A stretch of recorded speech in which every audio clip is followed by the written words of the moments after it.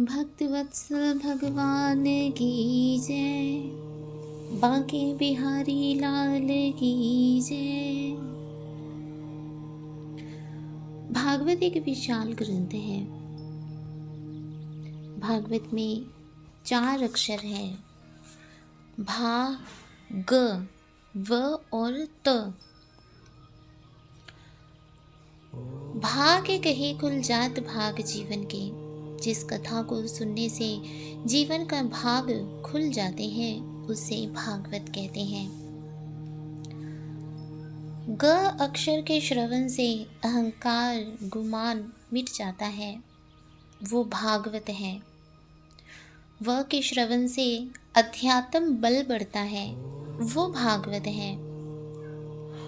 और त के कहे तकदीर बदल जाती है, वो भागवत है। भागवत पढ़ने सुनने से 3 चीज़ें सरल हो जाती हैं। बहुत ही सरलता से ये 3 चीज़ें प्राप्त हो जाती हैं। कौन कौन सी वो 3 चीज़ें हैं? भक्ति, ज्ञान और वैराग्य। भक्ति, ज्ञान और वैराग्य, ये 3 चीज़ें जिसके पास हो, सुखी वही इंसान है। अगर आप चाहते हैं कि आप में भक्ति बढ़े तो आप रोज भागवत को पढ़ो। अगर आप पढ़ नहीं सकते हैं तो भागवत को सुनो। ऐसे पंडालों में जाओ जहां भागवत की कथा होती है। आजकल तो सबके पास मोबाइल है, मोबाइल में भी साप्ताहिक कथा का श्रवण आप कर सकते हैं। उससे भी आपके अंदर भक्ति बढ़ेगी। अगर आप चाहते हैं कि आप में ज्ञान बढ़े तो भागवत सुनो। सतयुग में भगवान कैसे मिले प्रहलाद को? खंबा चीरकर नरसिंह के रूप में प्रकट हुए भगवान, है ना। और त्रेता में भगवान मिले जंगलों में। कैसे? शबरी को मिले जंगलों में भगवान श्री राम के रूप में। द्वापर में भगवान श्री कृष्ण के रूप में भक्तों को मिले। लेकिन भागवत प्रेमियों, कलयुग में भगवान को पाना और भी ज़्यादा आसान है।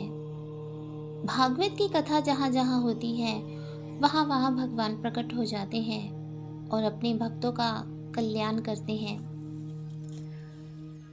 भागवत कथा सुनने से भक्ति, ज्ञान और वैराग्य बढ़ता है। भागवत के 6 अध्यायों में तो सिर्फ महिमा का ही बखान किया गया है, गुणगान किया गया है। भागवत में कुल 335 अध्याय हैं और 18,000 श्लोक हैं, जिनकी रचना वेद व्यास जी ने की। भागवत कथा सदैव हर किसी को सुननी चाहिए। बड़भागी वो लोग होते हैं जिन्हें भागवत कथा सुनने का अवसर प्रदान होता है। इसलिए जब भी आप भागवत कथा को सुने, आप किसी पंडाल में जाएं भागवत कथा का श्रवण करने के लिए, तब आप तन से ही नहीं मन से भी कथा में शामिल रहें। क्योंकि बड़भागी वो लोग होते हैं जिन्हें भागवत सुनने का सुअवसर प्राप्त होता है। और अगर आपको ये अवसर प्राप्त हुआ है तो इस अवसर को हाथों से जाने मत दीजिए। क्योंकि अगर आप भागवत कथा सुनने के लिए बैठे हैं, सशरीर आप बैठे हैं, परंतु आपका जो मन है वो अन्य किसी कार्य में उलझा हुआ है। आपका मन जो है वो आपके घर में है कि मुझे अभी खाना बनाना है, यहाँ से जाऊँगी तो खाना बनाऊँगी। या आपका मन जो है वो किसी कार्य में उलझा हुआ है कि मुझे अपने ऑफिस जाना है और ये काम मेरा रहता है, वो काम पूरा करना है। तो ऐसे आपको भागवत कथा सुनने का जो सुअवसर प्राप्त हुआ है उसका फल आपको नहीं मिलेगा। फल कैसे प्राप्त होगा? जब आप तन से ही नहीं मन से भी कथा का श्रवण करेंगे। भागवत जीवन को पवित्र कर देती है। बच्चों में अच्छे संस्कार तभी आएंगे जब हमारे खुद के जीवन में अच्छे संस्कार होंगे। अगर आपके जीवन में अच्छे संस्कार हैं तभी आप अपने बच्चों को अच्छे संस्कार दे सकते हैं। और आप में अच्छे संस्कार कैसे आएंगे? जब आप भागवत से जुड़ेंगे, जब आप सत्संग से जुड़ेंगे, जब आप कथाओं से जुड़ेंगे, तब आपके जीवन में अच्छे संस्कार आएंगे और वही संस्कार आप अपने बच्चों को देंगे। इसलिए भागवत की कथाएं सुने, भागवत पढ़ें। भागवत भगवान की शब्दमयी मूर्ति है। भागवत में एक बहुत ही दिव्य श्लोक है, सच्चिदानंद रूपाय विश्वोत्पत्त्यादि हेतवे तापत्रय विनाशाय श्री कृष्णाय वयं नुमः। अति दिव्य श्लोक है ये। इस श्लोक में भगवान के स्वरूप का वर्णन किया गया है। कैसा है भगवान का स्वरूप? सच्चिदानंद रूपाय। भगवान कैसे हैं? सच्च स्वरूप है, चित्त स्वरूप है और आनंद स्वरूप है। रामचरित्र मानस में भी तुलसीदास जी कहते हैं, व्यापक एक ब्रह्म अविनाशी सतचेतन घन आनंद राशि। भगवान कैसे हैं? सच्चिदानंद रूपाय। ये है भगवान का दिव्य स्वरूप, जिसका दर्शन करके भक्त भी आनंदित हो जाते हैं। भगवान की चर्चा सुनने और करने का आनंद प्राप्त होता है। विश्वोत्पत्त्यादि हेतवे। भगवान क्या करते हैं? सृष्टि की उत्पत्ति करते हैं, पालन करते हैं और समय आने पर संहार करते हैं। तापत्रय विनाशाय। भगवान के चरणों का स्पर्श करते ही 3 प्रकार के ताप सदा सदा के लिए नष्ट हो जाते हैं। कौन से हैं वो 3 प्रकार के ताप? दैविक, दैहिक और भौतिक। ये वो 3 प्रकार के ताप हैं जो भगवान का स्पर्श होते ही नष्ट हो जाते हैं। श्री कृष्णाय वयं नुमः। ऐसे भगवान श्री कृष्ण को हम बारंबार नमस्कार करते हैं। नैमिषारण्य में प्रखर बुद्धि वाले सूत जी महाराज को आसन पर आसीन करके शौनक जी प्रणाम करते हैं। वक्ता कैसा होना चाहिए? वक्ता महामति प्रखर बुद्धि वाला होना चाहिए। और श्रोता कैसा होना चाहिए? श्रोता को कथा अमृत का स्वाद चखने में कुशल होना चाहिए।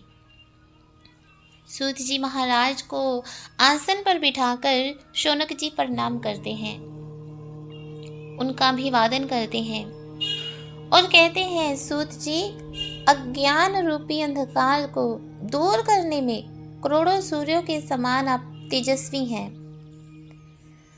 आप मुझे ऐसी कथा सुनाइए जिससे भक्ति, ज्ञान और वैराग्य बढ़े। विष्णु भक्तों के मोह के पाश का नाश हो सके। इस कलयुग में जीव मनुष्य से राक्षस बनकर अनेकों दुख झेलता है। ऐसे दुख को दूर करने का क्या उपाय है? आप मुझे ऐसा उपाय बताइए जो सबसे अच्छा और पवित्र हो, जो शीघ्र ही भगवान श्री कृष्ण को प्राप्त करा सके। क्योंकि चिंतामणि मन चाहिए अभिलाषा पूर्ण करती है। चिंतामणि जो होती है वो एक प्रकार की मणि होती है। कहा जाता है कि ये मणि जिसके पास होती है उसकी सभी चिंताएं दूर हो जाती हैं। और कल्प वृक्ष स्वर्ग की संपत्ति है, लेकिन गुरु जब प्रसन्न हो जाते हैं तो योगियों को भी वैकुंठ प्राप्त हो जाता है। सूत जी कहते हैं, हे शौनक,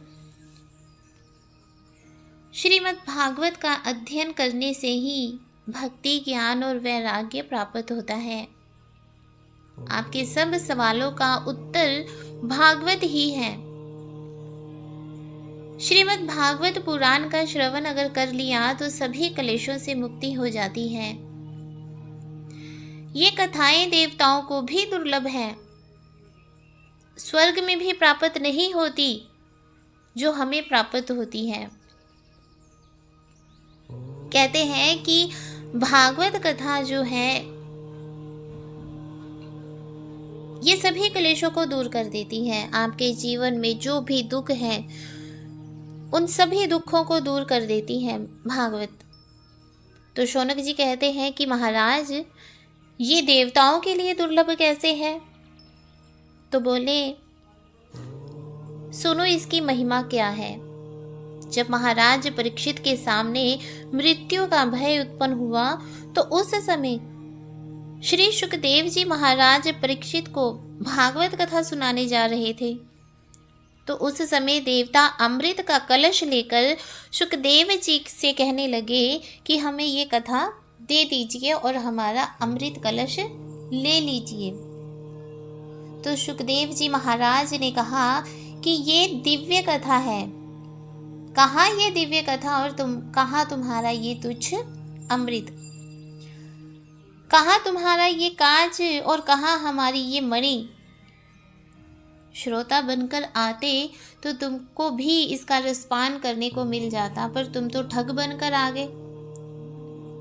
तुम अमृत रूपी कांच के बदले में मणि रूपी भागवत कथा लेने आ गए हो। तुम तो बहुत बड़े ठग हो।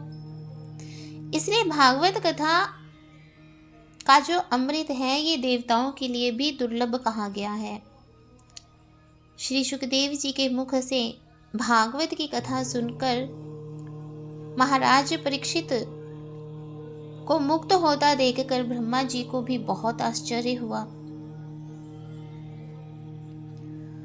पूर्व काल में परम दयालु सनत कुमारों ने नारद जी को भागवत पुराण की महिमा बताते हुए कहा कि 7 दिनों में जो भी श्रीमद् भागवत पुराण का श्रवण करता है वह प्राणी मुक्त हो जाता है। बोलिए भक्त वत्सल भगवान की जय, बांके बिहारी लाल की जय।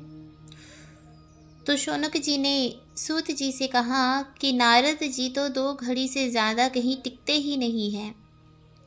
नारद जी को 7 दिन की कथा सुनने का अवसर कैसे मिला? तो इसके जवाब में सूत जी ने कहा कि एक समय सनक सनंदन, सनत कुमार और सनक जी ये चारों ऋषि विशाल नगरी में सत्संग करने के लिए आए। वहां उन्होंने नारद जी को देखा। नारद जी को देखकर सनक आदि कुमारों ने नारद जी से उनकी चिंता का कारण पूछा कि आप इतने चिंतित क्यों हैं? तो नारद जी ने कहा कि मैं पृथ्वी को सर्वोत्तम समझकर यहाँ आया था, तीर्थों में घूम रहा था, परंतु मुझे कहीं भी आनंद नहीं मिला। क्यों आनंद नहीं मिला? नारद जी कहते हैं पृथ्वी में ना तो कोई सच बोलता है, ना ही किसी में दया भाव है, ना ही कोई दान करता है। स्त्री पुरुष सदैव झगड़ा करते रहते हैं, मात्र अपना ही पेट भरने में लगे रहते हैं। बहुत छल है लोगों में, धर्म को कुछ समझते ही नहीं। ये सब देखकर मेरा मन बहुत अशांत हो गया है। नारद जी कहते हैं तब मैं वृंदावन की ओर गया। बोलिए वृंदावन बिहारी लाल की जय। तब नारद जी ने कहा भगवान ने अनेकों लीलाएं की थी वृंदावन में। भ्रमण करते हुए अर्थात घूमते हुए यमुना तट पर वृंदावन जा पहुंचे। नारद जी सनत कुमारों से कहते हैं कि वहां मैंने एक युवती को देखा जो रो रही थी। उसके पास 2 बूढ़े बेहोश पड़े थे। जैसे ही मैं पहुंचा तो वो युवती ने कहा कि महाराज, 1 मिनट रुकिए तो सही। आप जैसे महान संत का दर्शन पाकर संपूर्ण दुख दरिद्र खत्म हो जाते हैं। कृपा कुछ देर रुक जाइए। नारद जी ने युवती से पूछा कि हे युवती, तुम कौन हो? क्यों रो रही हो? ये बूढ़े कौन हैं? क्या इन बूढ़ों ने तुम्हें कुछ कहा है जो तुम इस प्रकार से रो रही हो? नारद जी ने पूछा उस युवती से। तो युवती ने कहा कि बाबा, ये बूढ़े मुझे क्या कहेंगे? ये बूढ़े मेरे पुत्र हैं और मैं इनकी माँ हूँ। मेरा नाम भक्ति है। ये मेरे पुत्र ज्ञान और वैराग्य है। समय की विडंबना है कि मेरे पुत्र बूढ़े हो गए हैं। भक्ति कहती है, हे नारद जी, मैं द्रविड़ देश में जन्मी, कर्नाटक में बड़ी हुई, महाराष्ट्र आदि प्रदेशों में बढ़ती हुई। मैं कई प्रदेश, महाराज जी, मुझे ऐसे भी मिले जहाँ पाखंडियों ने मुझे खंडित कर दिया और मुझे खंडित होकर भागना पड़ा। वृंदावन में जब मैं आई महाराज, मैं फिर से नवयौवन हो गई, परंतु मेरे ये दोनों बच्चे बूढ़े ही रहे। अब आप ही इनके कल्याण का कोई उपाय बताइए। नारद जी ने भक्ति देवी से कहा कि हे भक्ति, तुम चिंता मत करो। भगवत प्रेमियों, भक्ति का मार्ग आसान नहीं होता, बड़ा ही कठिन मार्ग है। अगर ये मार्ग आसान होता तो हर कोई इस मार्ग पर चलता। चलना तो दूर, बहुत से लोग चलते भी हैं, पर होता क्या है, भक्ति मार्ग पर चलते चलते जब कोई संकट आता है तो लोग डरकर पीछे हट जाते हैं, भक्ति करना ही छोड़ देते हैं, जो कि बहुत ही गलत बात है। जब आप स्कूल जाते हैं, आपने पढ़ते पढ़ते जब साल के अंत में परीक्षा दी, तो परीक्षा में कठिन सवालों को देखकर क्या आपने परीक्षा नहीं दी? क्या आप परीक्षा हॉल से बिना परीक्षा दिए ही वापस आ गए? आपने परीक्षा दी, आप परीक्षा में सफल हुए, तभी आप अगली कक्षा में हुए। उसी तरह से भक्ति मार्ग को भी एक परीक्षा हाल समझो, और भक्ति करते समय अगर भक्ति मार्ग में कोई संकट आ जाए तो उसे परीक्षा समझो। कभी भक्ति करना ना छोड़ो। कठिनाइयों का सामना करते करते जब आप भक्ति करते हुए आगे बढ़ोगे तो भक्ति में जो आनंद आएगा उसकी व्याख्या करना असंभव है। भागवत कथा मोक्ष प्रदायिनी कथा है, सुनने मात्र से ही कल्याण हो जाता है। तो नारद जी भक्ति देवी से कहते हैं कि हे भक्ति रानी, तुम चिंता ना करो, तुम परेशान मत हो। तुम्हारे दोनों बेटों ज्ञान और वैराग्य के कल्याण का मैं कोई उपाय ढूंढता हूँ। भगवत प्रेमियों, ज्ञान विवादास्पद है। कलयुग में अगर किसी को ज्ञान प्राप्त हो जाए तो दूसरे लोग उसके वैरी बन जाते हैं। इसके मुंह मत लगो, ये पागल हो गया है, अपने आप को पता नहीं क्या समझता है। अरे ये समझता है कि इससे ज़्यादा ज्ञान ही किसी को नहीं है। लोग इस प्रकार से कहना शुरू कर देते हैं। वैराग्य कहाँ है? भगवत प्रेमियों, वैराग्य जब एक बच्चा माँ के पेट में होता है तब वह वैरागी होता है। गर्भ में उल्टा लटका हुआ बच्चा हर समय हरी हरी रटता है, उससे बड़ा वैरागी कोई नहीं। 9 महीने कठिन तपस्या करता है, मलमूत्र में पलकर घोर कष्ट सहता हुआ। हे हरि, मुझे छुड़ाओ इस नरक से, हे भगवान मुझे छुड़ाओ इस नरक से, यही जपता है, हरि हरि की रट लगाता है, वो वैराग्य है। भगवत प्रेमियों, 9 महीने की कठिन तपस्या करने के बाद जब वो बच्चा गर्भ की नरक की घोर पीड़ा से छूटता है तो वैराग्य भी त्याग देता है, भूल जाता है गर्भ की पीड़ा को और संसारी बन जाता है।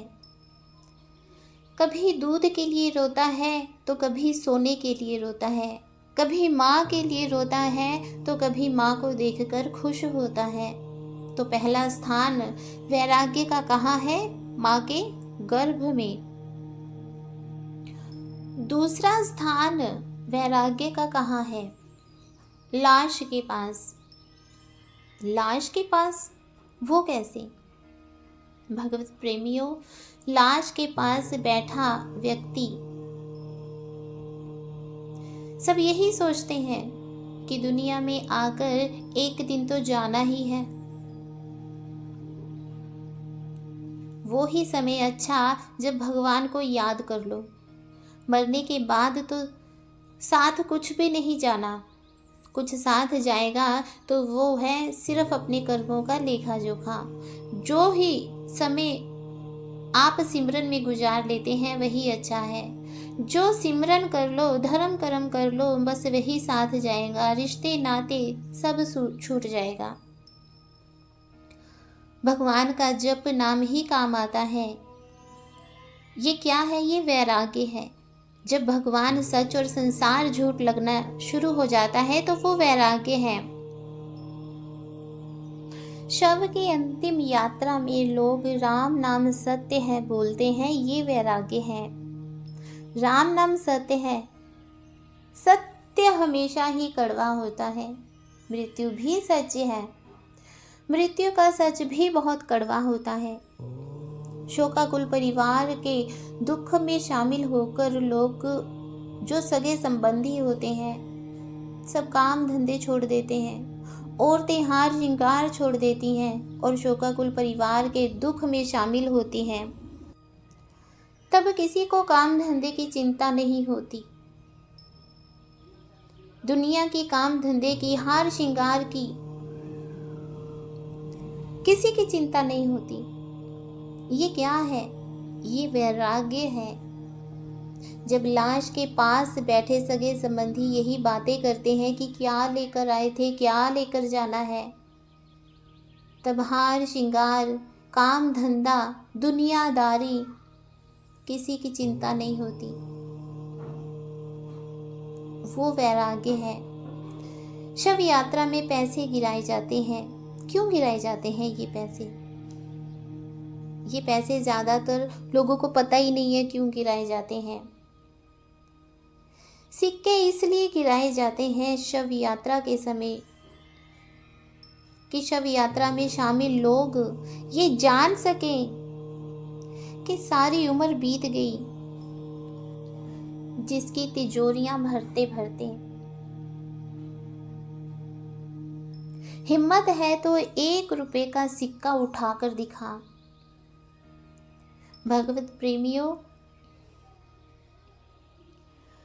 कफन में कभी भी जेब नहीं लगी होती। मृत व्यक्ति जो होता है अपने जीवन काल में पैसा जोड़ता रहता है, अपनी तिजोरियां भरता रहता है, लेकिन वो मृत व्यक्ति जमा पूंजी साथ नहीं ले जा सकता। साथ ले जाना तो दूर, वो एक सिक्का भी नहीं उठा सकता। तो हम क्यों पैसा कमाने के पीछे दौड़ रहे हैं? जो करने इस दुनिया में आए हैं वो तो किया ही नहीं। धन कमाते रहे। और भगवत प्रेमियों, इसी प्रकार धन कमाने में अगर लगे रहे तब हमारा वो असली काम छूट जाएगा जो काम करने के लिए हम इस संसार में आए हैं। हाँ, ये सच है कि पैसे के बिना कोई कार्य नहीं होता। पैसा कमाओ, उतना कमाओ जितनी आवश्यकता है, लेकिन कभी भी पैसा कमाने के चक्कर में उस गोविंद को मत भूलो, उस हरि को मत भूलो जिस हरि ने आपको गर्भ की पीड़ा से मुक्ति दी थी। जैसे ही अंतिम संस्कार करके घर आते हैं लोग, सगे संबंधी, तो नीम खाकर कुल्ला कर देते हैं और अपना शोक तोड़ देते हैं। सच कड़वा होता है, वैसे ही नीम भी कड़वी होती है, इसलिए कुल्ला कर दिया जाता है। भगवत प्रेमियों, कभी कोई मीठा खाकर कुल्ला नहीं करता। सबको पता है कि मीठा खाने से दांत सड़ जाते हैं, फिर भी कुल्ला नहीं करते। नीम खाकर कुल्ला कर देते हैं क्योंकि नीम से मुंह कड़वा हो जाता है। लेकिन सत्य ये है कि नीम खाने से अनेकों रोग दूर हो जाते हैं। फिर भी नीम खाकर कुल्ला कर देते हैं और सगे संबंधी शोक तोड़ देते हैं और वैराग्य का भी उसी समय त्याग कर देते हैं। तो वैराग्य का दूसरा स्थान कहाँ है? लाश के पास। भगवत प्रेमियों, वैराग्य का तीसरा स्थान कहाँ है? वैराग्य का तीसरा स्थान है जहाँ जहाँ भागवत कथा होती है, वहाँ वहाँ लोग संसार को भूल जाते हैं। संसार को भूल जाते हैं और कथा के अमृत रस का पान करते हैं। उस समय वैराग्य है जब आप संसार के सभी बंधनों को तोड़कर सिर्फ और सिर्फ भगवत भक्ति में लीन हो जाते हैं। वैराग्य का चौथा स्थान रति क्रिया के अंत में होता है, जो मात्र पल भर का होता है। तो नारद जी भक्ति देवी से कहते हैं कि मैं तुम्हारे पुत्रों ज्ञान और वैराग्य के कल्याण का उपाय करता हूँ। नारद जी ने वेदों का पाठ सुनाया, परंतु ज्ञान और वैराग्य में चेतना नहीं आई। तीर्थों का जल पिलाया गया, लेकिन कोई फर्क नहीं पड़ा। गीता का पाठ सुनाया गया, ज्ञान और वैराग्य उठकर बैठ गए और जवान हो गए। जैसे ही गीता का पाठ खत्म हुआ, ज्ञान और वैराग्य फिर से गिर गए और बुढ़ापे में घिर गए। नारद जी सनत कुमारों से कहते हैं कि अब आप ही मुझे बताइए कि मैं क्या उपाय करूं, मैं तो परेशान हो गया हूं। तो चारों सनत कुमार जो थे वो मुस्कुराने लगे। सनक, सनंदन, सनातन और सनत कुमार मुस्कुराने लगे। नारद जी से कहते हैं कि नारद जी कहते हैं कि मैं इतना परेशान हो गया हूँ और आप हंस रहे हैं। तो सनत कुमार कहते हैं, आप चिंता ना करो, प्रसन्न हो जाओ, मैं आपको उपाय बताता हूँ और यह उपाय पूर्व काल से ही विद्यमान है। हे नारद जी, उपाय बड़ा ही आसान है। सनत कुमार कहते हैं कि हरिद्वार के आनंद नामक का एक तट है। किसी योग्य वक्ता के द्वारा श्रीमद् भागवत कथा का श्रवण करा दो, भक्ति के पुत्रों का कल्याण हो जाएगा। नारद जी कहते हैं कि आपसे अधिक योग्य वक्ता और कौन हो सकता है। अच्छा, सनक, सनंदन, सनातन और सनत कुमार देखने में सदैव ही 5 वर्ष के लगते थे। ये चारों नित्य ही भागवत कथा करते हैं। एक कथा सुनाता है तो बाकी 3 सुनते हैं। तो नारद जी कहते हैं कि आपसे अच्छा वक्ता और कौन होगा, आप ही वक्ता बन जाइए और मैं श्रोता बन जाऊंगा और भक्ति के दोनों पुत्रों ज्ञान और वैराग्य का कल्याण हो जाएगा। तो सनत कुमार जी नारद जी से कहते हैं कि ठीक है, तुम भक्ति और उसके दोनों पुत्रों को यहाँ ले आओ। इसके सुनने से ही उनका बल बढ़ेगा। और नारद जी जिस प्रकार सिंह गर्जना सुनकर भेड़िए भाग जाते हैं, उसी प्रकार भागवत की ध्वनि सुनकर कलयुग के सारे क्लेश दोष भाग जाते हैं, नष्ट हो जाते हैं। बोलिए भक्तवत्सल भगवान की जय। नारद जी ने कहा कि जब मैंने वेद सुनाए तब तो कुछ नहीं हुआ। भागवत जी भी तो वेदों में से निकली है। वेदों की व्याख्या करने पर भी अगर कोई लाभ नहीं हुआ तो भागवत से क्या होगा। तो सनत कुमार जी कहते हैं कि हे नारद, दूध से ही घी निकलता है ना। दूध से ही घी निकलता है, पर जो कार्य घी कर सकता है वो कार्य दूध नहीं कर सकता। देखो, अगर आपके पास दूध है और आप पूरी तलना चाहते हैं तो क्या आप दूध में पूरी तल सकते हैं? नहीं तल सकते। उसी प्रकार से जो कार्य भागवत कर सकती है वो कार्य वेद नहीं कर सकते। सनकादि भागवत की महिमा का गुणगान करते हुए कहते हैं कि इसके श्रवण मात्र से वो मुरली वाला, वो बंसी वाला हृदय से चिपक जाता है। वो मुरली वाला ऐसा बस जाता है, फिर निकालना भी चाहो निकाल नहीं पाओगे। अंत काल में भागवत कथा सुनने पर भगवान अपना बैकुंठ धाम प्रदान कर देते हैं। सूत जी महाराज कहते हैं कि जिसने भागवत कथा नहीं सुनी, जिसने मानव तन पाकर भी भागवत कथा नहीं सुनी, वो चांडाल, गधा और सांस लेने वाले मुर्दे के समान होता है। धिक्कार है ऐसे मानव जीवन पर जो केवल पशु की तरह ही जीवन जीने के लिए अपनी माँ को प्रसव पीड़ा का दुख देने के लिए धरती पर आते हैं। तो नारद जी भक्ति रानी को भागवत कथा सुनने के लिए बुलाते हैं। भक्ति रानी तो उठकर चल पड़ती है, लेकिन ज्ञान और वैराग्य को भी चलने के लिए कहती है। ज्ञान और वैराग्य कहते हैं, माँ हम बहुत कमज़ोर हो गए हैं, हम तो उठ भी नहीं सकते, ठीक से चल भी नहीं पाएंगे, यही लेटे लेटे कथा का रसपान करेंगे। माँ हमने सुना है कि भागवत सबका कल्याण करती है, तो हमारा भी कल्याण हो जाएगा। वो वृंदावन से ही कथा सुनने लगे। जब 7वां दिन आया तो भक्ति देवी के दोनों पुत्र ज्ञान और वैराग्य जवान हो गए। अपने दोनों पुत्रों ज्ञान और वैराग्य को साथ संकीर्तन करती हुई भगवती देवी जो थी वो हरिद्वार पहुंची। जो भगवान के लिए नाचता है, जो भक्ति में नाचता है, फिर उसे संसार में किसी और के लिए नाचने की आवश्यकता ही नहीं पड़ती। जो भगवान के लिए नहीं नाचता, जो भक्ति में नहीं नाचता, फिर वो अपने जीवन साथी के इशारों पर नाचता है, तो कभी बच्चों के इशारों पर नाचता है, कभी रिश्तेदारों के इशारों पर नाचता है। इसलिए भक्ति में नाचो, भगवान के लिए नाचो। बोलो वृंदावन बिहारी लाल की जय।